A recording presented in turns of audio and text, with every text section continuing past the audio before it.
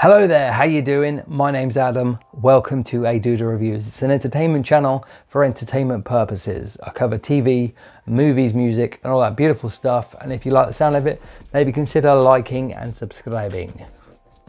Making your way in the world today takes everything you've got. Today I'm going to be talking about the latest MCU movie, Black Widow. This will contain spoilers, so I'm just going to be generally talking about the film and what I thought about it, the plot details, blah, blah, blah, etc. So if you haven't seen the film, maybe consider stepping out, coming back, and then rewatching the video after you've seen the film. Sometimes you wanna go where everybody knows your name. The film begins in 1995, where we join a young Natasha Romanoff at the age of about 13, 14 perhaps, joining with her family. She has a younger sister about the age of 6, and she has a mother and a father. The father comes home and he basically uproots the family, saying, "We have been tailed, we have been discovered, we are basically a Russian spy family, and none of us are actually related, but we're all extremely well trained and blah, blah, blah. We must escape now because we have been found out, we've been tracked." So the opening sequence is a big action sequence with car chases, planes flying all over the place, and gun shootouts and stuff like that. So it's a very action-packed opening sequence. And we also have a Nirvana soundtrack laid over the top of this, but this isn't actually Nirvana, it's a young girl singing it in a sort of melancholic style that you would find in like an advert. So then we cut to these sort of scenes where we are seeing the Red Room being where the Black Widows get indoctrinated and brainwashed into becoming these crazy spy killers. We get a nice Florence Pugh introduction. Her character Elena is now grown up, and she is chasing down another widow.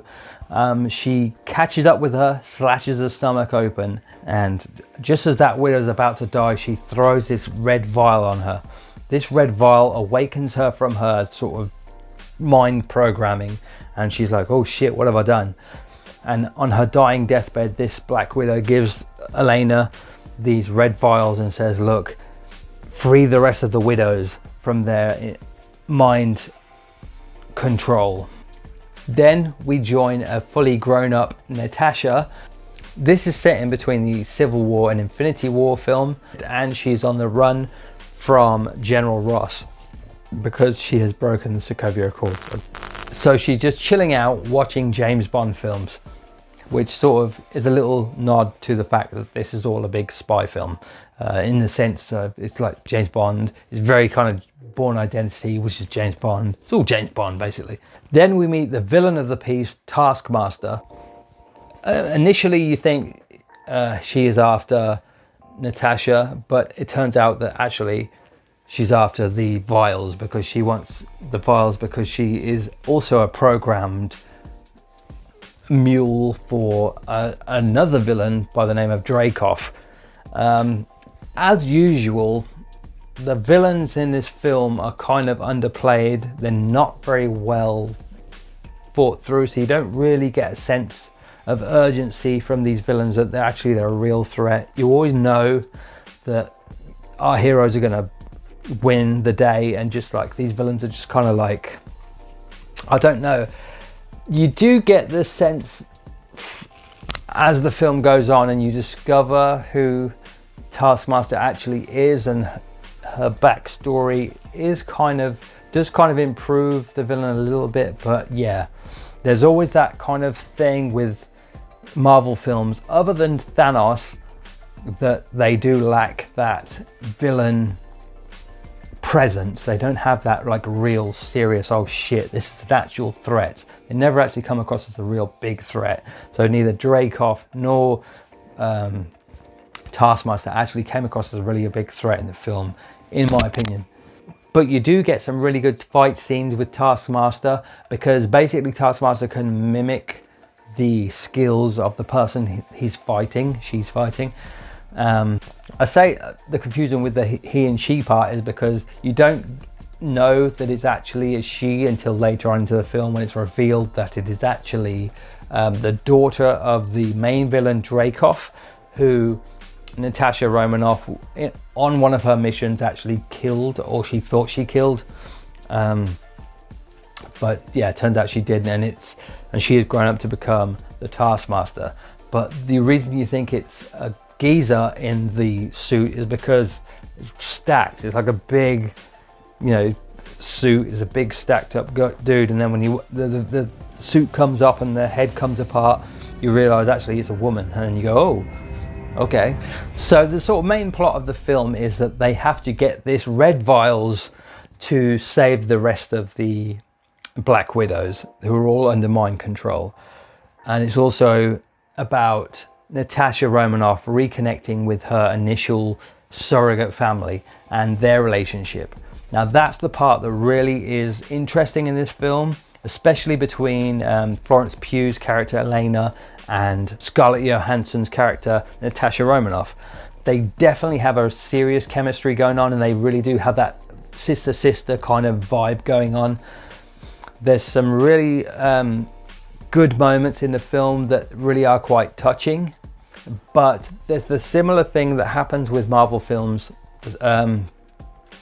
where the father is the sort of comedic relief in this, but there is a moment in the film where it could really have done with just being a flat touching moment, and everybody felt an actual dramatic moment, but they just have to cut in this joke, and it just sort of makes the whole moment less serious and less actually emotive, and you sort of go, oh, okay, well, it's all a big joke, everything's just a big joke, and you sort of like, it just kind of ruined the moment a little bit. So I think Marvel really need to learn from that and just like know when to put the jokes in, know when to not, because the jokes are funny when they do have the jokes. I mean, the whole sort of scene where he was talking about he said, oh, you must be on your period, and she's like, I don't have periods because they took all my fucking ovaries and shit out, and then they had the whole thing about that, and it was like a dark comedy moment, but it actually worked and it was quite funny, but like fucking not, because it was weird. But it's like there are scenes when it's funny and there are scenes when it's not, and there's scenes when to make a joke and there are scenes when to not. But they need to find that balance. They need to find some good villains as well, where the villains actually feel like a serious threat. But other than that, I really did enjoy this film. The action was great. There were some scenes where a little bit CGI-y, but it was like, at the same time, I don't really think it was a detriment to the film. I just absolutely love Scarlett Johansson. I think she's a great actress. I think mainly because I've kind of grown up with her, because I'm a similar age to her, and I remember when she was in a film called Ghost World, where she's not the big sex symbol she is now. She was just like this teenage, awkward, like Generation X-y type girl who's like listening to music and blah blah blah. And she's been in the film, what is that film called, Under the Skin, and she's been in some really good independent films, like some freaky films, and she's just a really good actress. And I think like there's the scenes where she's playing off with Florence Pugh, it really do show that skill that she has and that sort of emotive skill she has. And Florence Pugh as well really did sort of elevate this film. So I think it was a good film. It was definitely not one of the worst Marvel films I've seen. It's up there with one of the good ones. It's unfortunate that the whole pandemic thing had to happen and sort of slowed the whole process of this film down, because it was marred by that, and it definitely did affect it, and it definitely hurt the film. But overall, I really do think this is a fantastic addition to the MCU, and I would look forward to owning it in a physical copy and putting it on the shelf with the rest of the Marvel DVDs that I have. So yeah, I would give this film out of 10 a solid 8. A solid 8, because I think it's definitely worth watching. It doesn't add to the canon of the Marvel Cinematic Universe going forward, because it's a backstory. The only thing that we do get is the end of credit scene. Now the end of credit scene is Florence Pugh's character Elena going to Natasha Romanoff's grave, laying flowers on the grave, because obviously she died at the end of Endgame. Then we have Julia Louis-Dreyfus's character, who we first saw in Falcon and the Winter Soldier, the TV series, Valentina Allegra de la Fontaine. She shows up and offers Florence Pugh's character Elena a mission, and that mission is to kill who she perceives, or she wants Elena to perceive, as the killer of Natasha, Hawkeye. And that's where it ends. So basically what that does, it sets the door open for Florence Pugh's character Elena to go forth and be Mary in the MCU world. But obviously Natasha Romanoff, Black Widow, God rest her, is still dead. Like I say, overall this was a fantastic film. I really did enjoy it. I think that, like I say, it doesn't really add anything to the continuum of the Marvel Cinematic Universe as present, but with the whole multiverse thing, maybe there's a way of bringing Black Widow back. I hope there is, because like I say, I think she's a really good actress. I don't think we're going to be seeing Robert Downey Jr. again. I think he's done. I did hear a rumor that he has unfollowed all of the other Marvel actors from his Instagram. I don't know what that's all about. I did read something about that. I don't know if that's true or not, but if it is true, what the fuck, Robert Downey?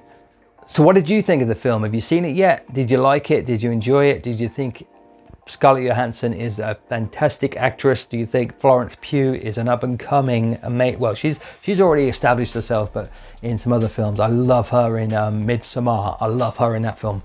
Great, I love her in that film. Let me know in the comment section down below what you think about the film. Do you enjoy it? Did you love it? Did you hate it? Let me know. And in the meantime, I'll see you on my next video. Please subscribe. I love you very much. God bless. Goodbye.